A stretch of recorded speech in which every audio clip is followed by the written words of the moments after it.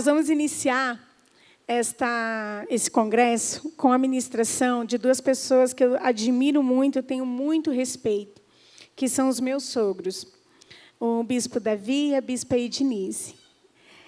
E eles são casados há 41 anos, são pais de 3 filhos, o Jefferson, Fábio e o Felipe, que por sinal é meu esposo, e avós de 5 netos. A Ednise possui um curso médio em teologia, ela é professora, superintendente de escola bíblica dominical, de seminários e encontros nas igrejas. Líder de ministério de louvor, ministério por vários anos. Líder de cursos Aliança, Paternidade, Mulher Única e também Experiência do Lar.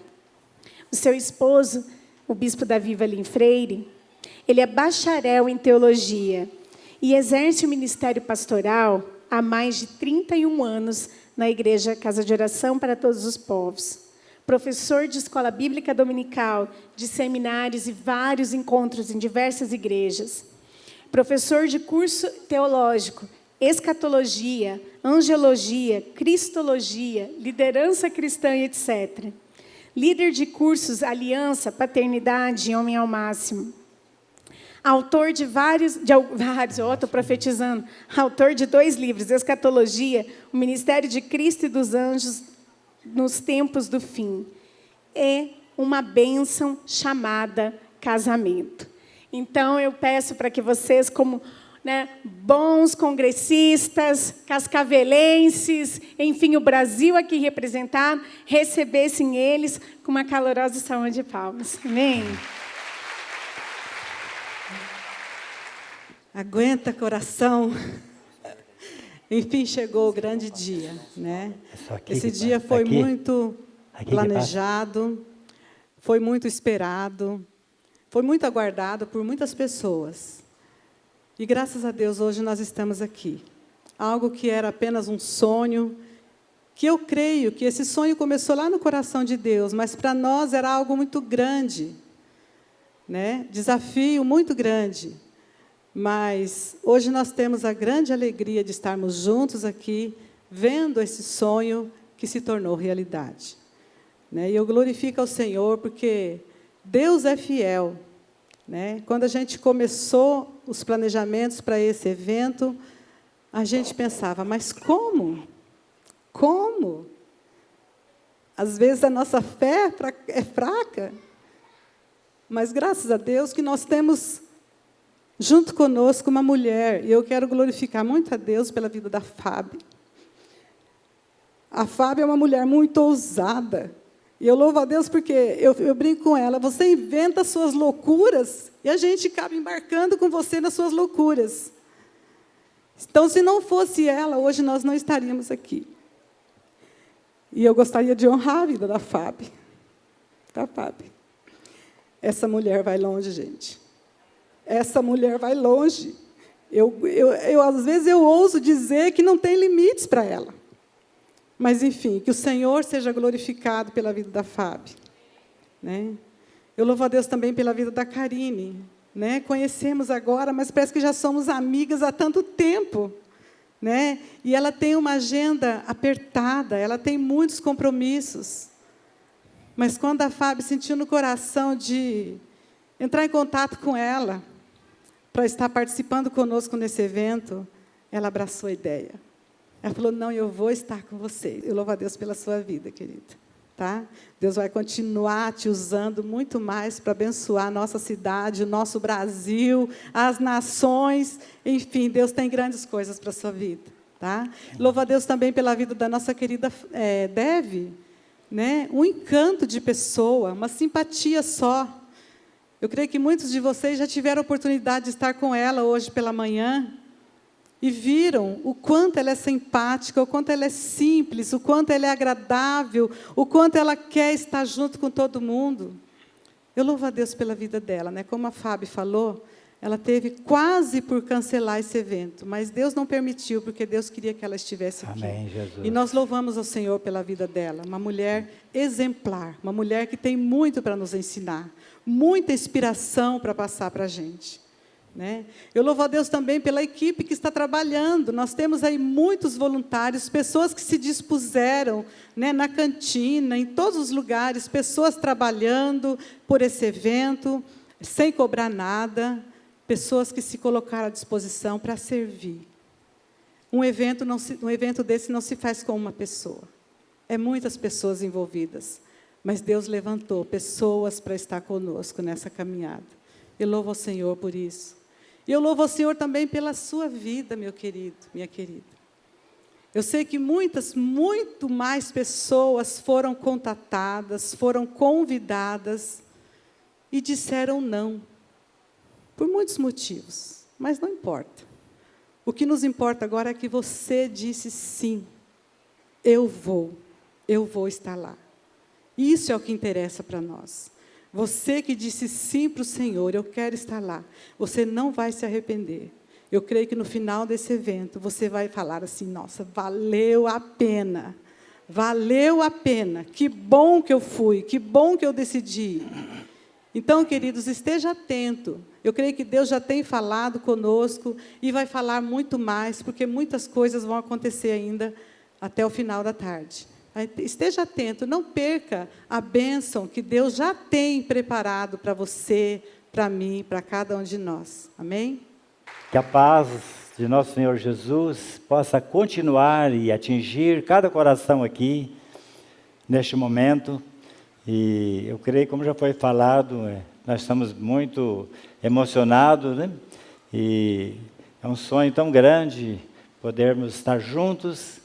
E tivemos o privilégio até de ter a Deb lá em casa, né, para tomar um café e bater aquele papo, muito bom, né? Eu não bato papo, né, porque eu não sei falar inglês, né? Mas pelo menos ouvi. Bom, como foi anunciado, o tema da nossa palestra hoje é uma bênção chamada casamento.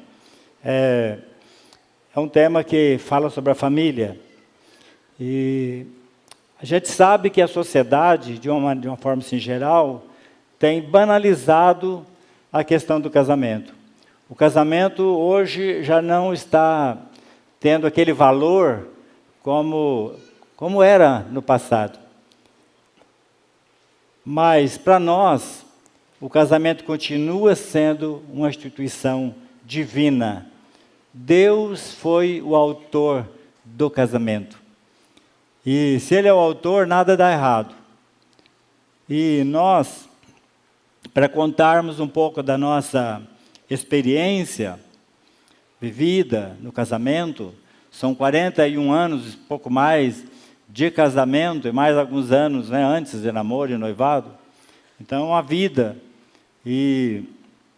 Então, nós resolvemos de escrever isso em um livro, para contradizer o que a sociedade diz, que o casamento não é bênção. Então, por isso o título que nós achamos muito sugestivo, uma bênção chamada casamento. E esse livro está à disposição depois, se vocês quiserem, ali na livraria, e eu vejo ele como um manual para o casamento, um manual para a família. Que Deus possa abençoar a sua vida grandemente através também da leitura deste livro. Bom, vamos então começar a nossa palestra propriamente dita. E nós gostaríamos de primeiro, aí tem algumas fotos da nossa família, né? Primeiro eu gostaria de passar aqui alguns conceitos errados sobre o casamento e na realidade mostrar aqui 3 frases de pessoas famosas que falaram sobre o casamento de maneira negativa. A primeira, Sandra Bullock, ela diz: o casamento não era algo atraente para mim. Eu nunca estava pronta. Para mim, era como uma sentença de morte. Então, uma ideia, né, uma frase de uma pessoa famosa. O ex-jogador Romário, ele diz assim: casamento começa em motel e termina em pensão. Essa é a ideia dele sobre o casamento. E também esse Jorge Luiz Borges diz assim: o casamento é um destino pobre para uma mulher. Será? Agora vamos ver também umas frases sobre algo positivo, de pessoas famosas também. O Mel Gibson é um desses. Ele diz assim: minha família significa mais para mim do que a pompa artificial da minha carreira. Se um dia eu tivesse que escolher entre a minha carreira e a minha família, esposa e filhos iria sair por cima. Veja que diferença, que bênção. Mais uma, Barack Obama, ele diz: eu não estaria aqui sem o apoio de minha melhor amiga, a Michelle, nos últimos 16 anos. A rocha da minha família e o amor da minha vida. E mais uma, do Masaharu, ele diz assim: se você quer ser feliz, não case, mas se você quiser fazer o outro feliz, case. Então é um início para nós pensarmos um pouquinho sobre essas pessoas com ideias diferentes. Nós vemos então, através dessas declarações, uma série de conceitos, né, de um lado negativo, de outro lado positivo, né? E nós, independente daquilo que as pessoas deste mundo pensam, eu creio que para mim, para você, para aquele que crê em Deus, que somos cristãos, o casamento ele sempre vai continuar sendo uma instituição divina séria. Uma bênção que ele pode ser para nós.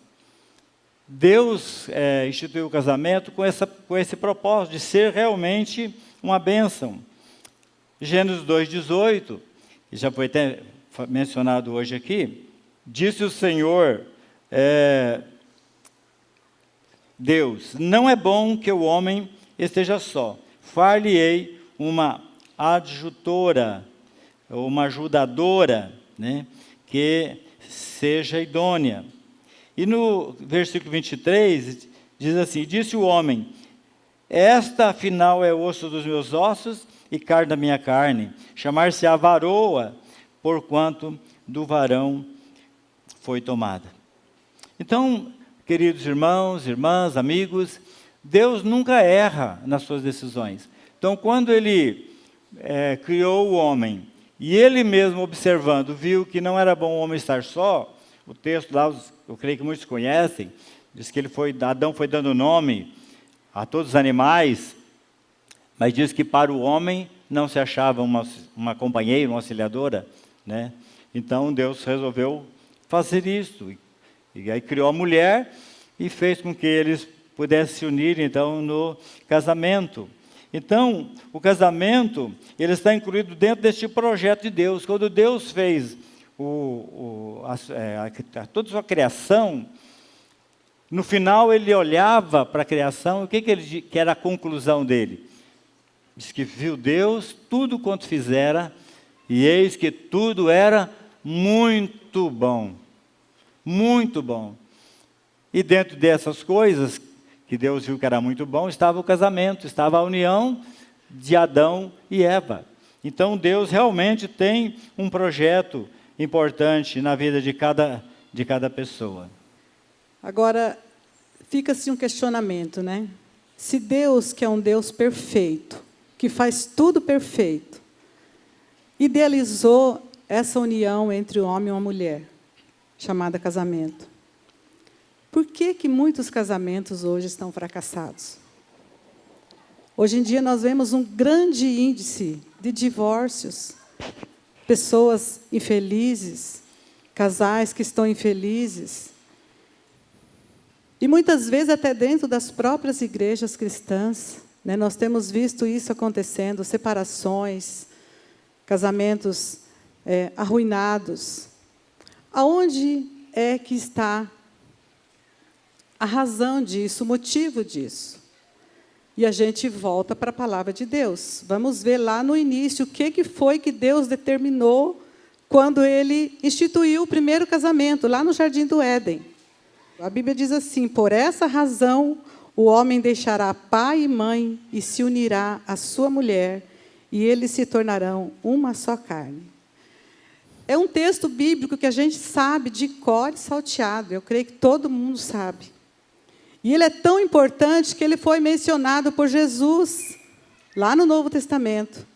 Quando Jesus foi questionado pelos fariseus, né, é lícito o homem repudiar a sua mulher ou não? Jesus disse não.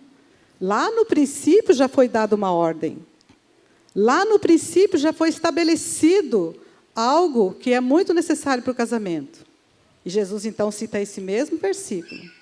Por isso, deixa o homem pai e mãe e se une à sua mulher e serão os dois uma só carne. Depois, mais para frente, o apóstolo Paulo, falando sobre o casamento, né, sobre o homem, sobre a mulher, ele cita o mesmo versículo lá em Efésios. Por isso, deixa o homem pai e mãe e se une à sua mulher e se torna uma só carne. Então, eu gostaria que nós trabalhássemos um pouco em cima desse texto, que aqui nós já vemos alguns princípios que foram determinados por Deus, que foram estabelecidos por Deus e que não estão sendo cumpridos, que estão sendo ignorados, né? Esse verso começa dizendo, por isso deixa o homem pai e mãe. Tem um ditado por aí que eu creio que todo mundo já ouviu. Quem casa, quer casa. Quem casa, quer casa. Então, é muito importante que o casal, quando vai se casar, tenha essa ideia. Eu preciso ter a minha casa. O que nós vemos hoje em dia muito acontecendo é que o homem, ao invés de deixar pai e mãe, ele está trazendo a esposa para morar junto com os pais. Não sei se tem alguma situação aqui, gente, mas isso não dá certo. Por quê? Não estava nos propósitos de Deus desde o início. Não está nos propósitos de Deus. O casal precisa deixar pai e mãe, o homem, né? E se unir à sua esposa. Agora, esse deixar pai e mãe não é simplesmente sair da casa dos pais e ir morar numa outra casa. Não é só isso. Esse deixar pai e mãe envolve vários aspectos.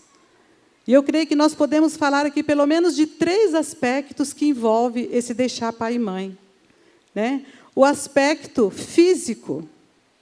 É preciso que eu deixe a casa dos meus pais. O novo casal precisa entender que eles precisam ter o lugarzinho deles, um lugarzinho aconchegante, por mais simples que seja, mas o ninho deles precisa ser elaborado ali para que eles tenham uma vida comum, só os dois, sem interferência de pai, de mãe, de sogra, de sogro, de cunhado, enfim. O casal precisa deixar fisicamente ou geograficamente os pais. Né? Para isso é necessário, de repente, um planejamento.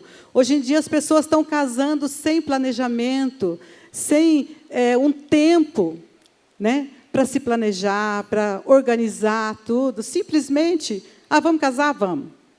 E daí, como não tem todo esse planejamento, vamos morar com os pais. Né? Então, em primeiro lugar, esse deixar envolve o aspecto físico. Precisa haver essa separação de casa. Tá? Em segundo lugar, nós vemos também que precisa haver o deixar emocional. O cordão umbilical precisa ser cortado. Tá? Não é que eu não vou mais sentir, não vou mais gostar do meu pai e da minha mãe, não vou mais sentir saudade deles, nada disso. Mas precisa haver esse corte do cordão. O novo casal precisa aprender com a sua própria vida a resolver os seus conflitos, a lidar com as situações adversas. Os pais, de preferência, não se intrometer, a não ser que sejam solicitados pelos filhos. Mas precisa haver esse corte. Eu preciso entender que eles têm que crescer. O meu filho, a minha nora, no meu caso eu só tenho filho, né? O meu filho, a minha nora, eles precisam crescer, eles precisam amadurecer, eles precisam aprender a lidar com todas as situações. Claro que quando eles precisarem de ajuda, nós estaremos ali, prontinhos para ajudar. Mas desde que eles nos solicitem. Então, esse cordão umbilical precisa ser cortado. E eu digo isso, às vezes, precisa ser cortado, de repente, mais do lado dos pais do que do lado dos filhos. né? Porque, especialmente nós que somos mães, a gente quer meio que controlar, né? Ah, deixa eu ver se o meu filho está tudo bem lá. Deixa eu dar uma olhadinha na roupa dele, se está bem passada, se está bem lavada. Deixa eu dar uma fiscalizada para ver se a comidinha que a minha nora está fazendo para ele, se está agradando ele. Então, às vezes, nós precisamos ter essa consciência. Nós, pais, precisa haver esse corte também da nossa parte. Nós precisamos entender que eles agora são uma nova família. E precisamos nos portar para que isso aconteça, né? Mas também precisa haver o deixar financeiro, né? O deixar financeiro. Muitos casais, como eu disse no início, casam sem nenhum planejamento, sem nenhuma preparação, daí não tem dinheiro para arcar com as despesas, muitas vezes aluguel, um monte de coisa, não tem dinheiro, daí o pai vai lá e paga. A mãe vai lá e paga. Não tem dinheiro para o mercado, o pai vai lá e empresta o cartão e compra fiado. E isso cria uma certa dependência, na verdade, já vem de antes, né, essa dependência financeira. Isso é muito prejudicial para o casal. O casal precisa aprender a se virar com as suas contas. E eu vejo que aqui entra muito também o papel dos pais, em orientar os seus filhos, ainda solteiros, ainda novos, né? Quando está chegando ali perto da idade de começar o namoro, orienta, vamos guardar um dinheirinho, vamos fazer uma poupança, vamos começar a ajudar com algumas coisas em casa, para aprender a valorizar o dinheiro, para aprender a responsabilidade.